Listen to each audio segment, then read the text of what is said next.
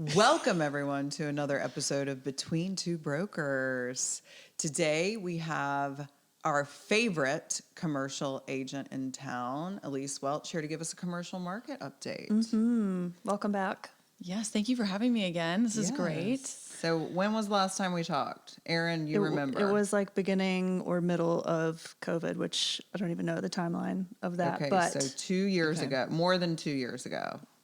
I don't think so. I don't know. Okay, anyway. Okay. Doesn't matter. Back then, shit was real good. It was great. Okay, so what's going on now? Okay, so fast forward today, what is happening? So it is, I would love to say, a really pretty picture. I think for most of commercial real estate, there are two very different sections of commercial real estate. There is the corporately backed, I'm the Starbucks, I'm the Chipotle, I've got more money than the Tooth Fairy. And then there are the mom and pops. And it's two very different stories. So if you are someone who has a bunch of money, doesn't need any more money, then you're going to be just fine. And everything's great. You've already spent your 2021 money, your 2022 money, and now we're working on stores out into 2024, 2025. So their view is much more long-term, and they are not affected by interest rates because they've got their own money. They don't need it. Now, when you start to look at what's happening with mom and pops, so these are going to be your local retailers, the interest rate hikes and construction pricing are really big swings. So what we've been seeing really lately is in that mom and pop kind of local retailer, they're kind of pulling up a little bit. So you don't see as much velocity and activity leasing wise for actually signing leases for mom and pops right now because of the uncertainty that's everywhere. So there's hesitancy because you're putting your life savings, just like buying a house. I mean, you're putting it all into this basket. I've got to make money, start my business. This is going to be great. Where are they going? They are pausing, like just pulling up. But what's happening is that those people who have money, so these are going to be your corporations, they're like full speed ahead. So what we're seeing is a separation and a pulling ahead from these mom and pops. And so you are having, let's say it's a local dentist office, you're having a hesitancy of, should I expand right now? This is my money. And then you've got national dental practices who are like, we've got to go. We have to meet a number of stores deadline because we've already told Wall Street. And so here we go. So they are ending up taking some of these spaces that otherwise would have been taken by local mom and pops. And just remind everybody, Elyse, what are the average length for lease terms that we're seeing for commercial? So, Yeah. So it's a good question. So it varies. So when you're looking at most shopping centers, a lot of those deals, especially with more local retailers, are going to be about 5 years. They're going to be shorter term. When you get into corporate leases, they're going to be 10 years plus, and they're going to want options after that. So they can have up to 30 years worth of term if you'll give it to them, because what they are looking at is amortizing their initial investment over a longer period of time. And the local mom and pops are like, we need to make our money back yesterday after we've spent it so that we can start making money. So it is certainly a different view that the corporations will take versus, those local mom and pops. I was watching a political show last night. That won't surprise anybody. And one of the guests said that people are hurting and uncertain from Appalachia to the hood. And Okay, here we go. I feel like that resonated for mom and pop shops in the beginning of COVID and during COVID, but now you're saying that hasn't gone away.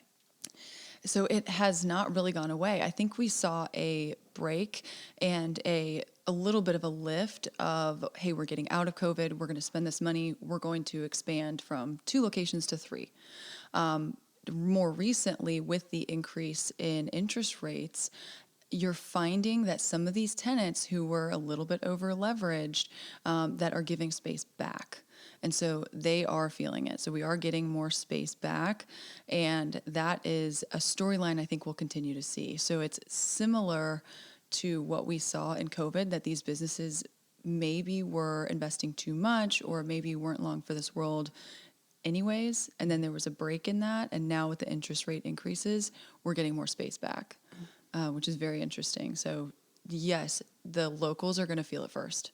Are you feeling it anywhere in particular more than another, like downtown versus Mount Pleasant versus West Ashley?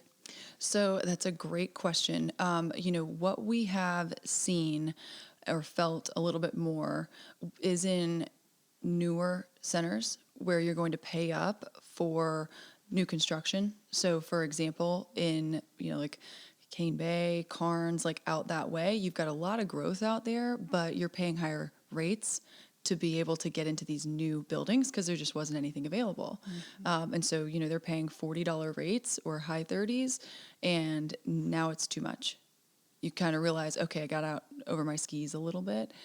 So that is a storyline that we are tracking and watching pretty closely. And just to clarify, when you say $40, you're meaning $40 a square foot Per year. And that doesn't include like That anything does- else. Right. Right. Yes, that is just the rent check that you are cutting. Yeah. And then you're also, in addition to that, paying your triple nets. So you're paying taxes, insurance, and common area maintenance. And for some of these new projects, those could be $8, $9 in addition to the $40 that you might already be paying. And Yeah. your build out, right? Oh, and your build out. Yeah. Yep. Yeah. Yep. It's expensive to be in business, It is. to have a storefront at least. It is. And, it's one of those decisions that we're actually seeing. Again, it kind of goes back to two different storylines. So we were working with some direct to consumer brands who are just selling online, and they're like, this is the time we want to get into brick and mortar. But that's more in high street than it is in suburban locations. So they're going to go to King Street so that they can have a storefront and a presence to drive more online traffic. And so Can you that's, give an example of a business like that? It doesn't have to be anybody that you don't need to Yeah. disclose, but just so. well, I'll tell you. So we are working with Minnow. And so they have children's clothing. I mean, it's just literally the cutest stuff that you can find on Instagram. And you've probably, maybe even seen ads. But We don't have children, at least. Well, so you're not the target customer. Like, is that a you are fishing not the target tackle? customer. Swimsuits for kids. Yeah, swimsuits for kids. So you're not the target customer. Anyway, so they were So- all online, and now they're doing brick and mortar. Yes, and so they Okay. have been expanding their brick and mortar presence. It's important. So they started in California, have expanded nationwide. Their founder and CEO has moved to Charleston because why wouldn't you?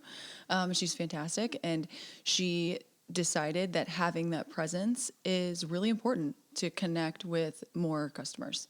And so being and having a presence on King Street is kind of like a billboard. I mean, they're going to do great sales, but it's also a billboard to reach more people. Yeah, I have heard about this trend. What surprised you during COVID? Like any specific businesses that closed or opened or just decided to like balls to the wall expand? Yes. So I think that is a little bit more of what I've seen. So, my specialty is in corporate tenant representation, and our company focuses on professionally owned and managed properties. So these are going to be your, anchored big box grocery store anchored shopping centers. So our view is very specific to that. And so I think the biggest storyline that surprised me for COVID was hit the gas. So you had a lot more of my corporate tenants who are like, if we don't have, every single great deal right now, like we're going to be disappointed. So it's been a great storyline, I think, for us in that way, but it is certainly a more narrow view. You've also seen more locations determining that having a drive-through is critically important. So like for Starbucks, we have much more competition on the out parcels. And these are out in front of shopping centers that makes it really easy for you to turn in and buy a cup. So we've seen more people who had no drive-through presence before finding that really important, and it's not necessarily in the coffee space. It's in any space. This brings up a good point. Okay. When are we going to get a drive-through ABC store? Oh my goodness gracious. We need to talk to our lawmakers. We need to be on the front steps Is of it the just State totally House. illegal? I mean, it's not like you're getting an open contain. It's just a. You know It is what? so The thing disappointing is, we don't have everybody's that. going to go in and get it. It doesn't need to be any more, it's, Yeah, Alabama has saying. it. Why don't we have that? We need that. Do they? They do. Yeah. drive-through liquor stores in Alabama, Yeah. at least in Auburn. So I It's was embarrassing gonna to go in ask- there every day. Yeah. Like, wow, you're a regular. You get a gold card. Exactly. But that brings up another point. So how is Charleston comparing to what's going on nationally? Okay, so that is a really good question. And we are so fortunate to live here. So what we've been seeing, and I cover the state of South Carolina with Starbucks, and this is a similar story for a lot of South Carolina. So since 2020, everyone figured out that South Carolina had Wi-Fi. So they moved down in droves. They're all here.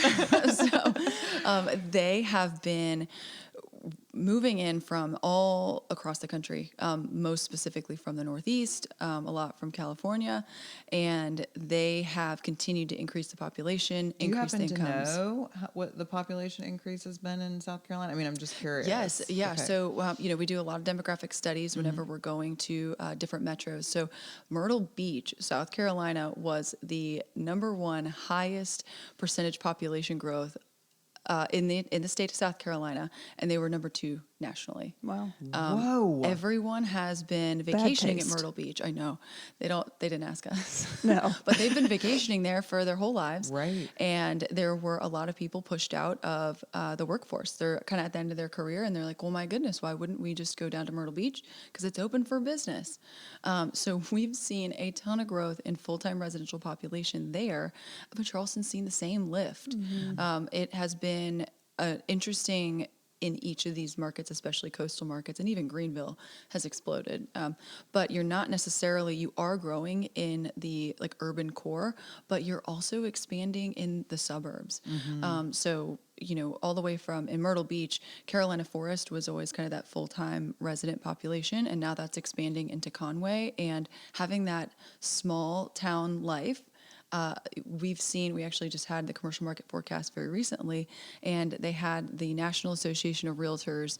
I think she was the social media and demographics head of all the studies for shifts in population. And she was like, we have seen more millennials moving to places where they can have that small town feel and more space because that is now important for them. So it's different than the trends they were originally predicting of everyone wants to live, work, play, walk everywhere. COVID has completely shifted that mindset from what they're seeing. And also a really interesting trend, which y'all probably know, but it affects how Starbucks looks at markets and where we want to go, is that first-time home buyers aren't entering the market at a first-time home buyer price. They're normally waiting until they're older, and so they're buying at a higher price point when they already have a fur baby. And so, they're moving into different types of housing than they were the previous 10 years prior to COVID. I feel like COVID was a very big shift because we study a lot of the psychographics of the customers and trying to figure out how they shop, where they like to work and live so that we can put a Starbucks right in their route. Yeah. So we do a Smart. lot of studying on that. I read recently that the normal percent of population buying homes per year that is first-time home buyers is 40%, and now it's down to 29 Okay. because it's just, it's getting hard for them to buy. It's hard to get in, yeah. How does our commercial price per square foot compare to Myrtle Beach? So Myrtle Beach is very interesting because it is so linear. So Horry County has the most beachfront that you can actually access of any county on the coast. And so it's a very linear market. And so you have many different pockets of where people like to live versus Charleston. We've got 3 beaches that you really want to live on. And so it makes it very finite.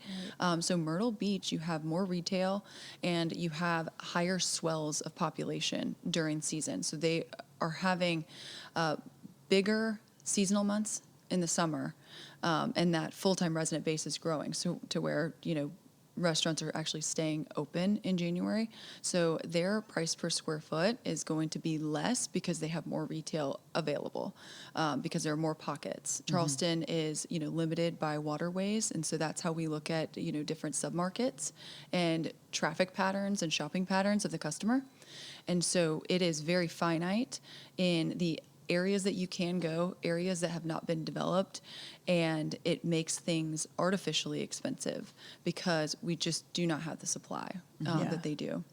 I remember, I don't know if I was actually going to Myrtle Beach or just driving through, but used to do it regularly. Oh, my best friend lives in Wilmington. But it used to be a ghost town in the winter. I mean, like all the Calabash restaurants would just close Just from, closed. November to March. And you still see some of that. So Yeah. that is what's been interesting about this storyline in Myrtle Beach is that full-time resident population, these restaurants are able to somewhat keep their doors open. Yeah. So we actually hear this story all the time. So John, or my partner, he's like, I did Elyse in Myrtle Beach, Elyse document, not Elyse. I was going to say, That happens a lot. And so he said that he did a lease with a like pancake house or some sort of breakfast restaurant. And what they agreed to in this lease is we're going to pay the entire year's worth of rent in 3 months.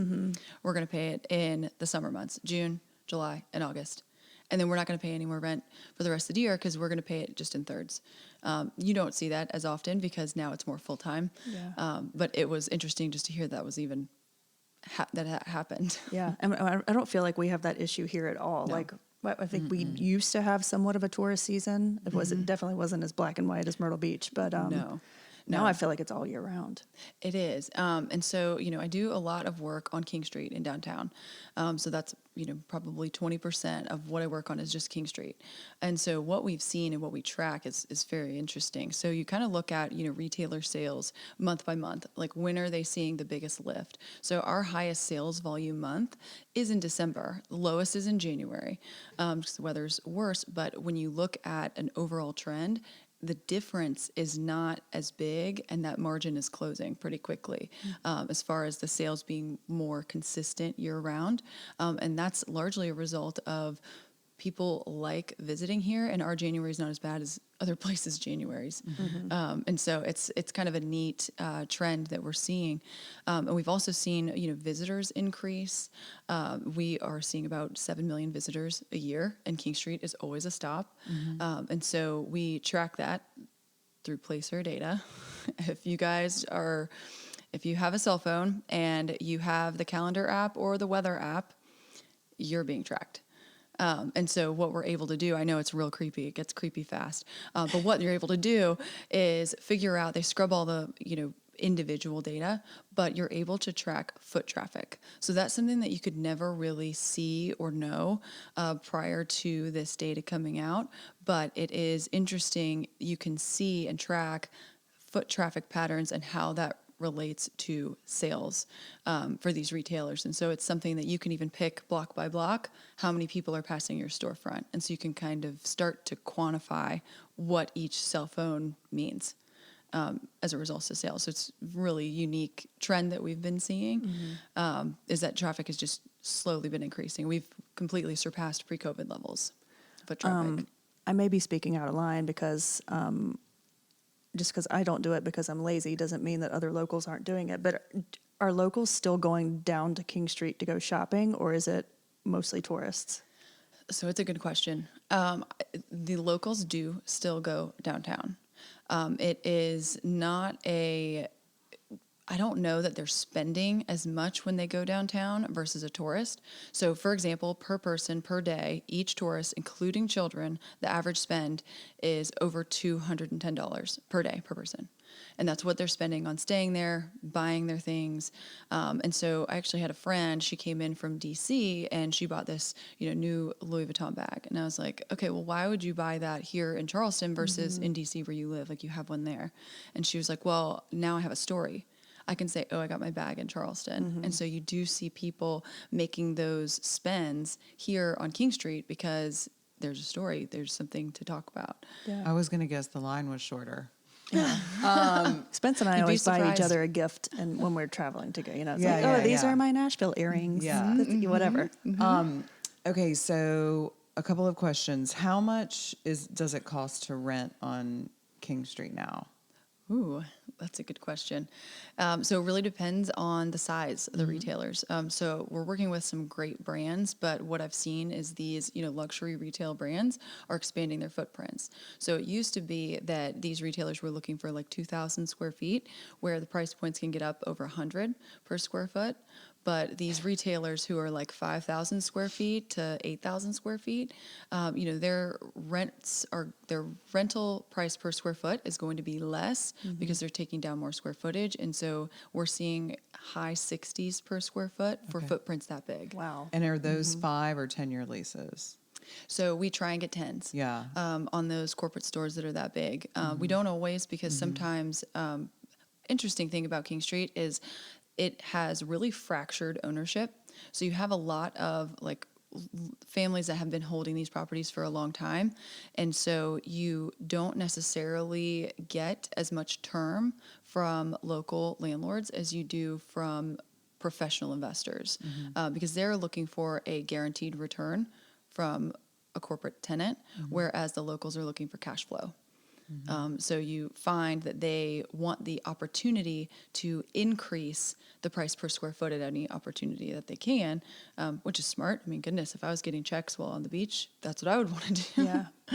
And so that is just a different perspective and mindset from a professional investor versus locals, like what they're looking for.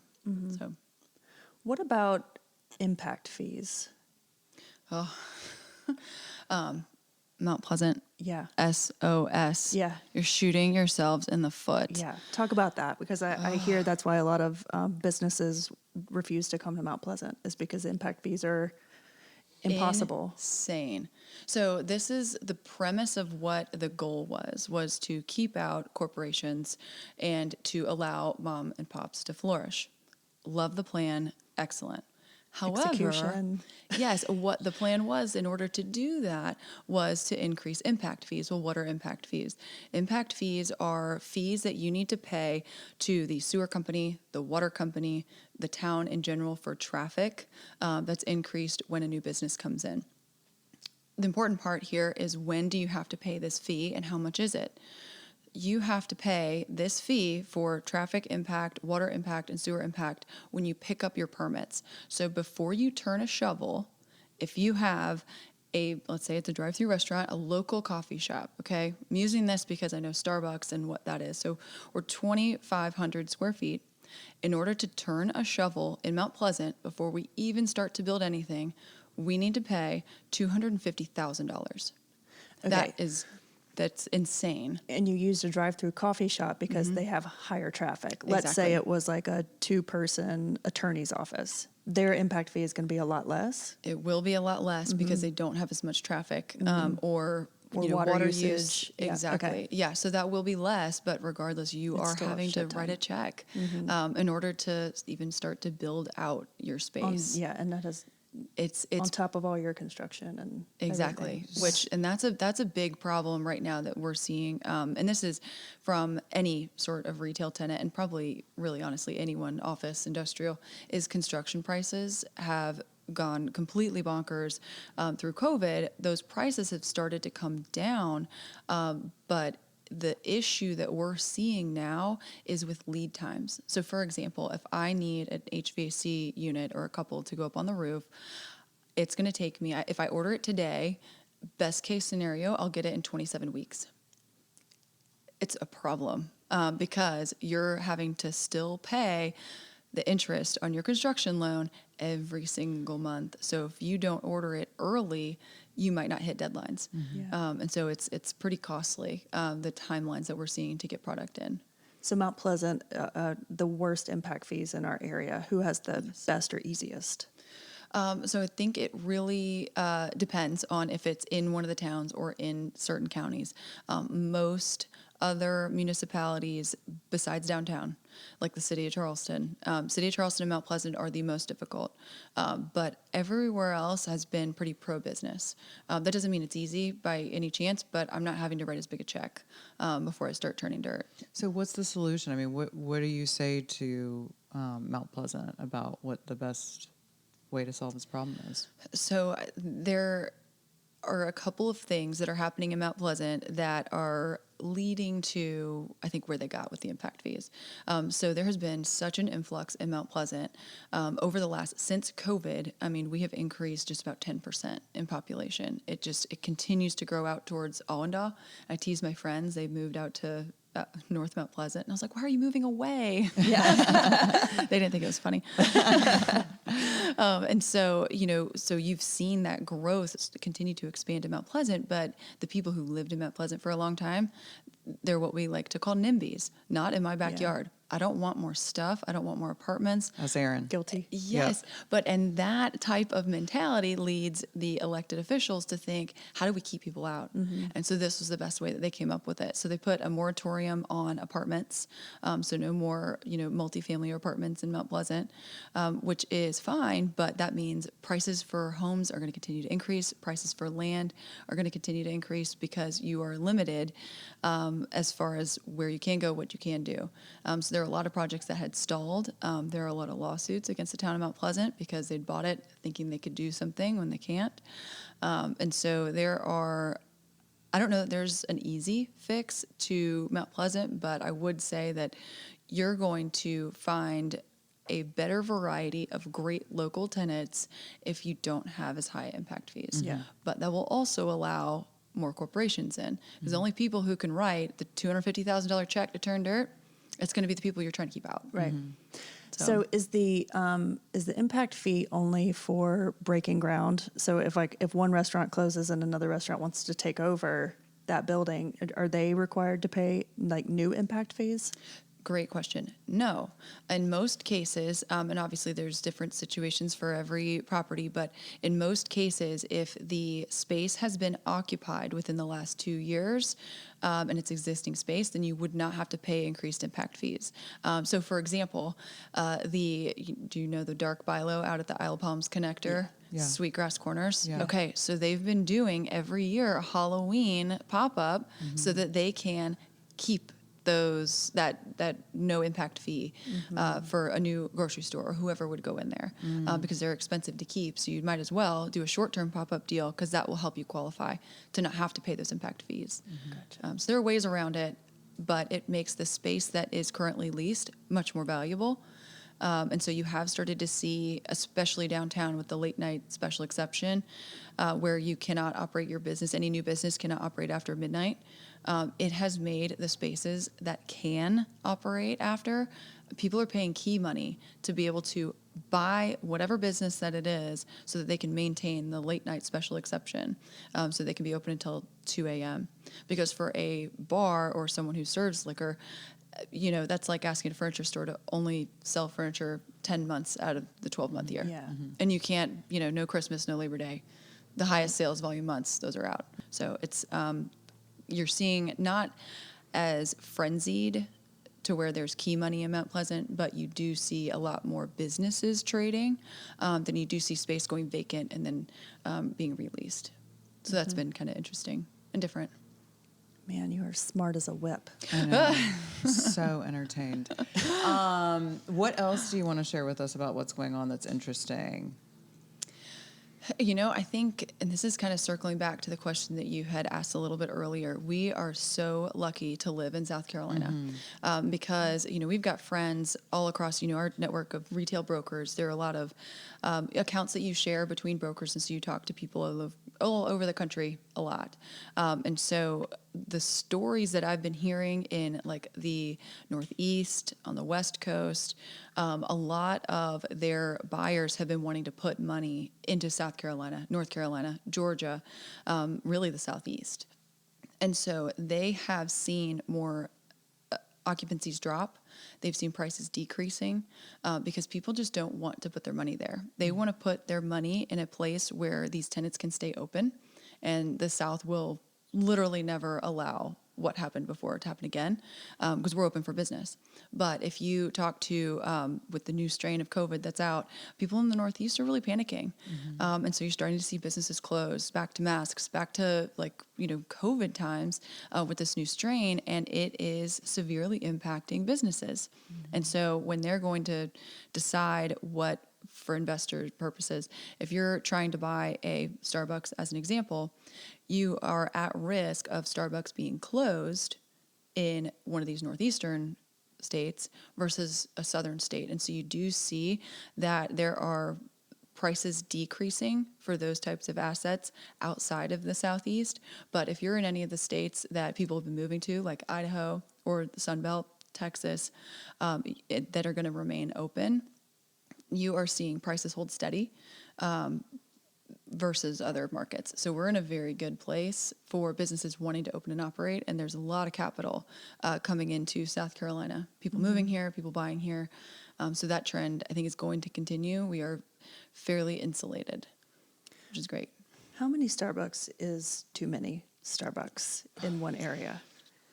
And does like one owner get pissed when one opens up like right down the street, or do they have to like give their blessing? Okay, and isn't there like if you live within 1 mile of a Starbucks, your real estate value is X percent higher? Like I know I read that in the Wall Street Journal, something. Yes. Okay, So there you want to live near a I'm Starbucks. just asking. So all good Snob. questions. All good questions. Yes, there is what they call the Starbucks lift. So if a Starbucks comes into your area, it's seen as another amenity, and people like that. Yeah, me. Yeah. Because I'm normal. Well, I'm looking for you so that you can buy more coffee. Yes. I Can't was get asking enough. for informational purposes. It was not a negative comment. And why are you asking the queen how many is too many? The limit does not exist. Good answer. So no, but what we really like to see, and there is so much science behind it. I mean, it's way over my head, and really, really smart people put this together. But then they tell me what to go do and find. And so what we try and look for is, areas that have what I like to call Stephanie Starbucks. So I am not looking for a certain amount of people, but I'm looking for a certain type. customer. Name's Stephanie. And her name is Stephanie, and Yep. she has a rewards program. She's in the line every single morning. I'm not in it. Yeah, I know. Saturday morning. I know I'm Stephanie too. It's okay. So I'm looking for these people, any town that I'm going into. And so a really interesting trend, at least with Starbucks, and we're starting to see it with other retailers, is they're looking more closely at smaller markets that they've never looked at before. And why are they doing that? So Starbucks sort of sees itself as having at least some resiliency in downturns, because you're less likely to drop your $5 coffee than you are to drop your, $2,500 bag. And so you'll continue to have this affordable luxury throughout this period of time. You may not go quite as much, but you're still going to go. You're not going to give up $5 coffee, because then you can be seen with a cup. And it's kind of interesting at how there is that gravity and gravitational pull towards having that sort of status.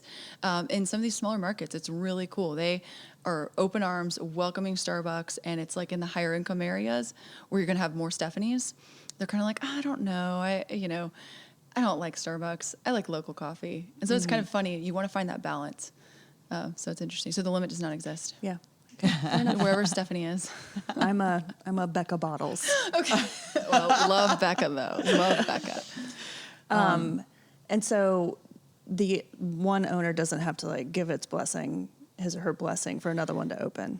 That's right. Yeah. Completely independent. Completely independent. And a lot of times, whenever someone builds a freestanding Starbucks, they sell it to an investor who's just there for cash flow. So, as long as Starbucks is paying the rent, they don't care, if their sales are astronomical or just great. So as long as they get their rent, they're happy as can be. Yeah. So. Well, always fascinating to talk with you, Elyse. Thanks so much for taking time out of your busy schedule to come sit with little old us. No, you guys are wonderful. Thank you for having me. Yeah. And remind our listeners where they can find you if they have a retail need in Charleston. Absolutely. Or actually South Carolina, right? Yeah, You're in all South over the Carolina. place. Yep, cover the state. Yeah. So I can be reached. I am at Carolina Retail Experts. Our website is CRE.expert. I'm also on the gram at Elyse Welch, and then at Carolina Retail Experts. Awesome. Thank you. Thanks. Yes, thanks. Don't forget to rate, review, and subscribe. Check us out on Instagram at Between Two Brokers and at Smith Spencer Real Estate. And we will see you next time.